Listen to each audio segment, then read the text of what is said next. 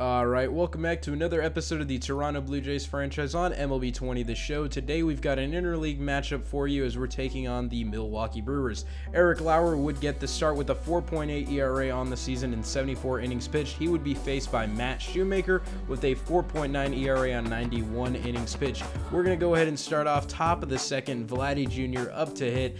He's going to take that cutter and he's going to send that one straight into right center field. He would go gapping to start off the inning.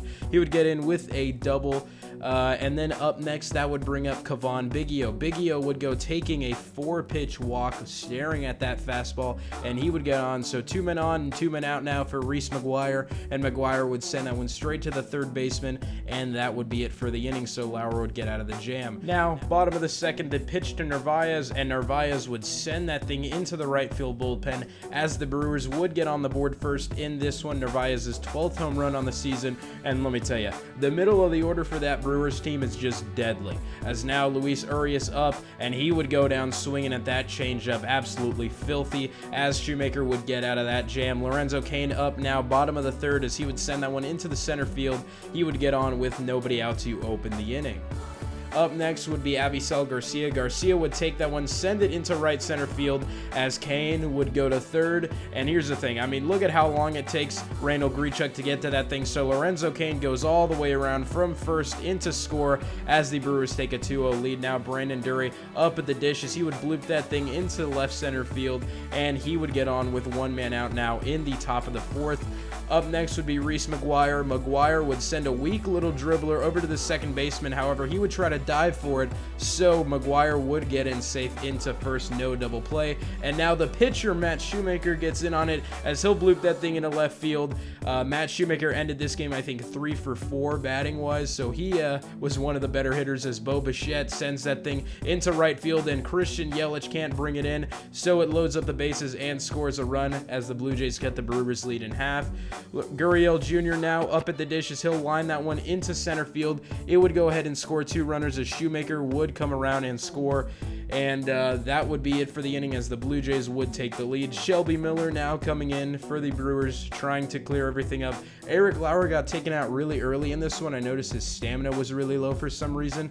As you're going to see now, Matt Shoemaker 2 for 2, make it 3 for 3 over the diving glove of the left fielder as he'll get into first with a base hit to lead off the top of the 6th. Bo Bichette up at the dish now as he'll send that one into right field. It would get down, but to put 2 men on the top of the 6th inning. And now Randall Grichuk up at the dish as he would clobber that thing into left field, gets over the wall, and that would be a 3-run shot for Randall Grichuk, continuing his good season, just like a lot of these other Blue Jays players, having a really impressive year so far with his 12th home run on the year right there. Now, bottom of the 7th, Brock Holt pinch hitting for the pitcher as he'll take that pitch, send it into center field, and he would get on with 1 man out.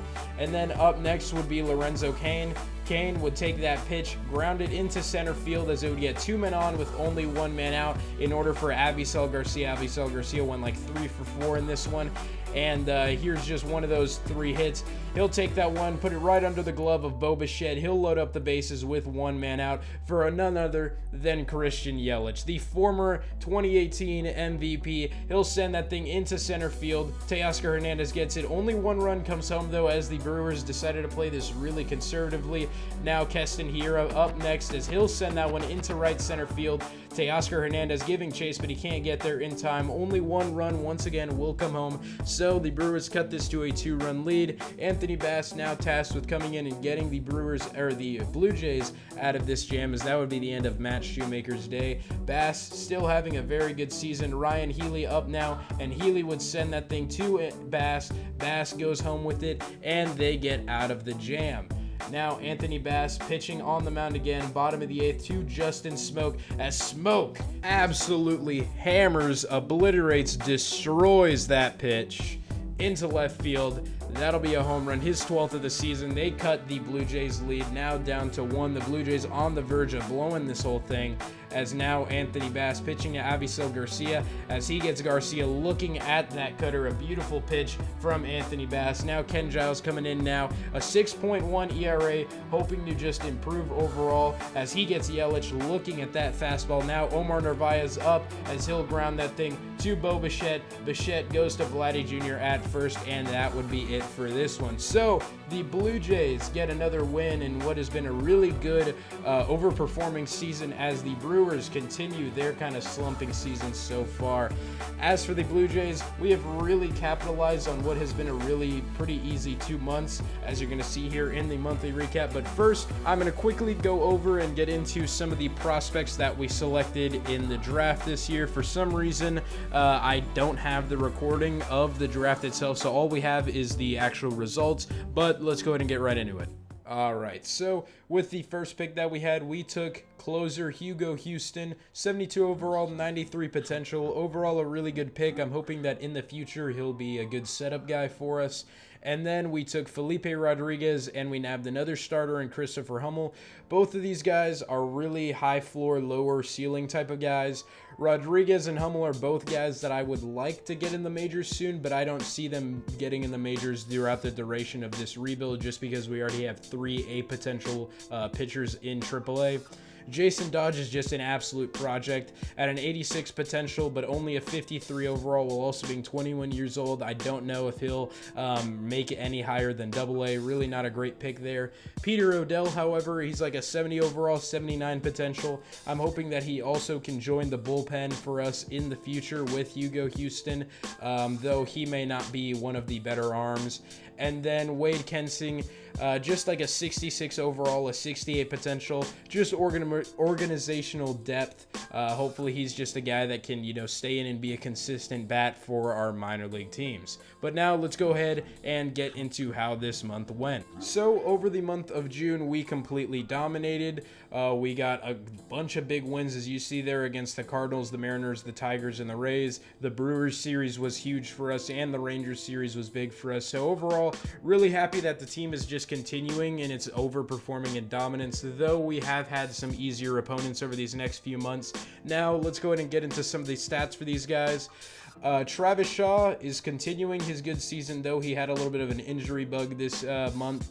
Kevon Biggio, however, is raking. He's been the most impressive young guy, which if you asked me who was going to be at the start of this whole thing, it would have not have been Biggio. Gurriel Jr. and Bo Bichette continuing their amazing seasons. Vladdy Jr., he's gotten back to that point that I wanted him to be at in the last episode. He is overperforming where he was last year. Rowdy Tellez, a guy who I've been giving more opportunities recently. He's now the DH against right-handed pitching, so he's been doing really well. And then Brandon Drury, Reese McGuire, kind of the best of the worst hitters on our team. Joe Panic, a guy who I wish was playing a little bit better right now, but he doesn't get that many at-bats, so who knows. Now, looking at the pitchers, as far as the highest ERAs, Ken Giles is not the guy that I want at the top of this list. I definitely hope that coming out of the All-Star break that he plays a lot better, just because he's the guy that I was really hoping could be there with the future of our bullpen as we try to develop it and as we try to enter into being a contending team. But I'm hoping that this has just been a slump for the first half of the year and that he'll snap out of it and come back to reality. As for some of the lower ERA guys here, Tim Meza, Tanner Rourke, Ryu, Anthony Bass, all guys who have just been consistently great for us this season. Thomas Pannone, a guy we called up just to fill out the bullpen. He's been doing pretty good in his 2 innings pitched so far. As for the standings, we lead the AL East. I don't know if that's going to stay as we enter in July. We have a couple of harder series here against the Yankees and the Red Sox. But other than that, thank you all for watching. The next episode is just going to be the whatever game we choose to play in July. No monthly recap. That's because the episode afterwards is just going to be a huge All-Star break episode where we just go over all of the stats. We'll cover and spend as little time possible on our own team, and we'll spend a little bit more time going over some of the top prospects and then looking at how the league is doing as a whole with league leaders, All-Star votes, and all that different type of stuff. But alright, thank you all for watching this episode, and I'll see y'all in the next one. Adios.